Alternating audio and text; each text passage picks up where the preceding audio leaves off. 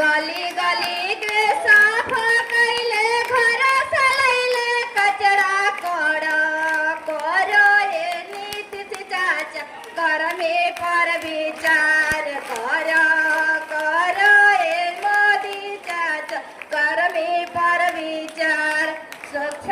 अभियान चलवलो सफाई करो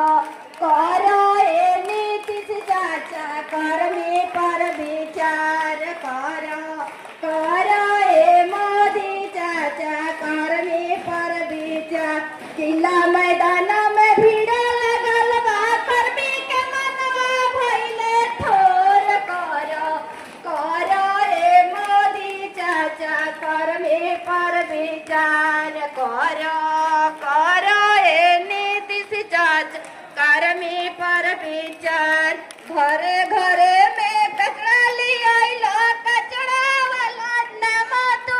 प्रचार करो ए मोदी चाचा कर में पर विचार